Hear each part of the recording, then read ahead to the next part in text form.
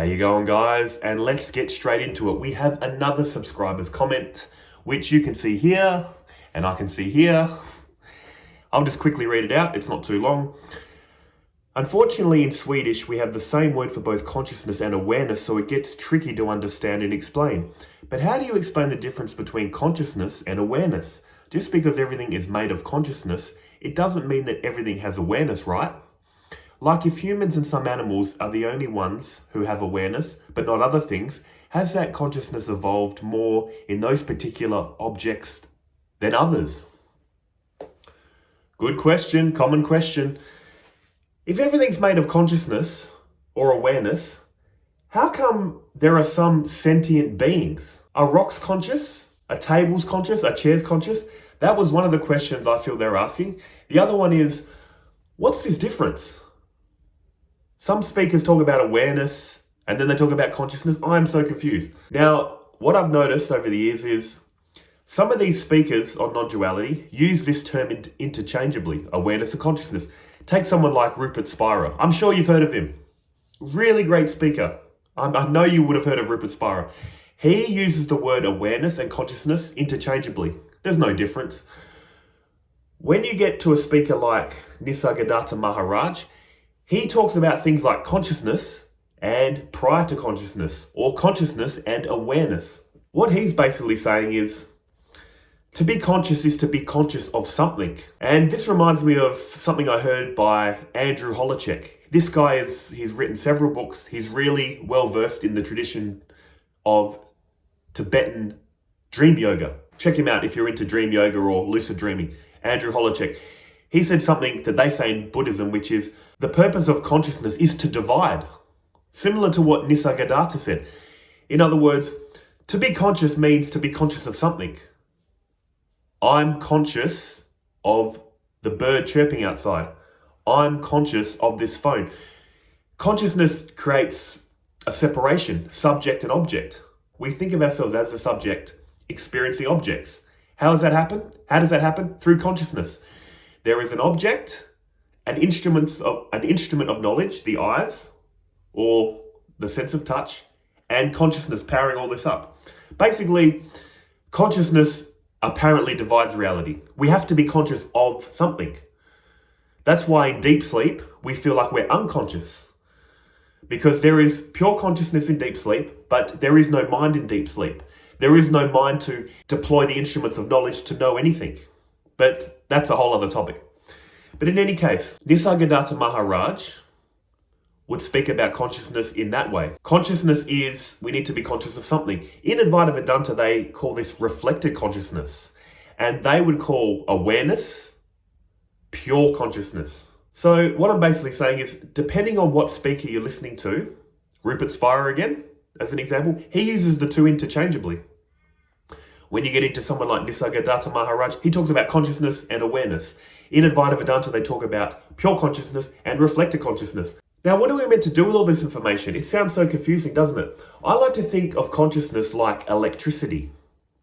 If you just have pure electricity, it's capable of powering up so many things, isn't it? But I'm not an electrician, but without the right wires and electrical parts, it can't power any appliances, can it?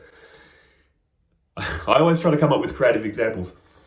Imagine if you look around your house has electricity running through it, doesn't it? You've got many things in your house that you can plug in to the power point. Now imagine if everything in your house had a cord attached to it. Just say your tables, your chairs. Just say you had a big rock in your house and you had a power cord. If you try to plug in a table, a chair, a rock, not much is going to happen, is it? Because these items only have a physical body. Everything in reality has a physical body. A human does, tables do, chairs do, rocks do, that we can all see. Now, what's the difference? In Advaita Vedanta, what makes this physical body feel and appear animated to others and to ourselves? They say because this has a subtle body. The subtle body is able to reflect pure consciousness, light up this body, and give it the feeling of being sentient. They say it's the same with animals and plants.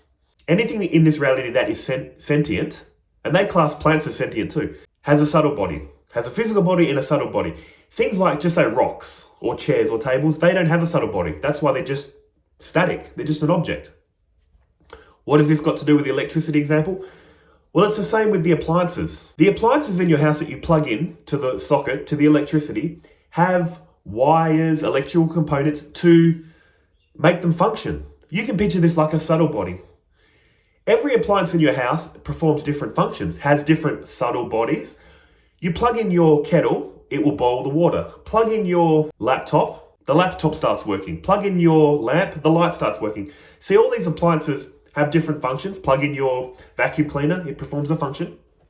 But they're all being powered by the one electricity, aren't they? Now, like I said, imagine having a power cord attached to a rock in your house, or your table or chair. Plug that in, it's not going to do anything because it doesn't have a subtle body, according to Advaita Vedanta. It can't reflect consciousness. It can't power it up. I'm alive right now. I'm sentient. I have a subtle body reflecting consciousness, making this person, Simon, appear animated, sentient. But what will happen someday in the future to myself and all of us? This body is not going to function anymore. It's going to be static. It's not going to move. Why is that? Because they say in Advaita Vedanta, the reflected consciousness has been removed from the body. The mind can no longer operate in this body. It's like these electrical appliances again. Don't do this, of course, but just say your laptop functions, doesn't it? It has electrical wires, electrical components to make it work. It also has electricity. But if you take a baseball bat to this laptop, or to your TV, or your kettle, or your microwave, it's not going to function anymore, isn't it? It's like you've killed it. When you destroy the electrical components of these items, you can still plug it into the wall, but it won't function anymore, will it? Same with this body. Once you destroy this body, once it dies, once the subtle body can no longer reflect, and the only reason it can reflect is it needs a physical body to be able to do this. But in any case, what happens at death? The physical body is broken beyond repair, the subtle body leaves, and then you're just left with a corpse. Now, I know this is all theory in Advaita Vedanta, but I'm just trying to paint a picture of what they're driving at. There is pure consciousness as the fabric of all reality, but some entities in this reality, such as humans, animals, plants, have the ability to be sentient. Why? Because of the mind, because of the subtle body, which powers up this physical body. In the same way, like I said, you could put an electrical cord on everything in your house, but only some of those things will function. Only some of those things can use that electricity, that one undivided electricity of your house, to power up your kettle, toaster, microwave. Another thing they mentioned in this comment is, they ended it with, has consciousness evolved in more particular objects than others? Here's another thing I want to say. Well, what Advaita Vedanta wants to say. Consciousness doesn't evolve. What evolves is a mind. Here's another good example. Imagine, again, you have a really basic radio. All it can do is tune in to radio stations. That's its only function. It's limited to do that. All that electricity can just power it, tuning into a radio station. Now, just say you modify this radio where you add the capability to play a cassette. Any younger viewers would not know what a cassette tape. We had these in the 80s and 90s. Now it has another ability, doesn't it? It can play the radio and play cassettes. Now if you add another feature to it, a CD player. Now it has the ability to play cassettes, CDs, radio. Now if you add the ability for it to get Bluetooth. We can say that this radio is evolving in consciousness. But it's not. It's just more capabilities are being added to it, but it's the same electricity powering all this. This is probably a very clumsy example, but what I'm getting at is, humans don't evolve in consciousness. We evolve in our mind. A human baby is conscious, but I don't remember anything until the age of maybe 2. I'm pretty sure I was conscious, but my mind wasn't advanced enough to develop self-awareness. And as I've aged and my mind has got more complex, I'm able to do more things in the world, perceive things differently. See what I'm saying? The human mind and the animal mind, we're both conscious, but the human mind is more complex, which means it's capable of more things. So again, I'm probably very clumsy with this example. What I'm saying is consciousness does one thing and one thing only. It makes experience known. I'm sure your dog or your cat or a bird has some sense of first-person experience, but it's probably very limited because their mind is a lot more limited than our mind. So consciousness doesn't evolve. Our minds evolve. And this is a whole other topic for a whole other video. Again, this is what they say in Advaita Vedanta. Consciousness is fundamental. Consciousness is your true self, which gets overlaid with a mind. You had a baby's mind, then an adolescent's mind, then an adult's mind. Your mind is getting more complex. That's appearing to you, the pure witness, pure consciousness. Also, there's an Upanishad, the Mandukya Upanishad. They say if you can get this Upanishad, if you can understand what they're saying, you'll be instantly enlightened. It's only 12 verses, and it's very powerful. What they're saying in that Upanishad, you're the pure witness that cycles through 3 states: waking state, dream state, deep sleep.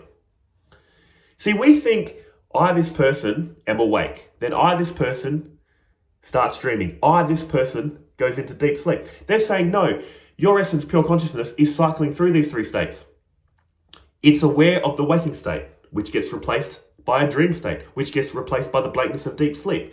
Then the waking state, then the dream state, then deep sleep. I'm only mentioning this because they're just saying, look, consciousness is fundamental. Consciousness does nothing else than makes experience known.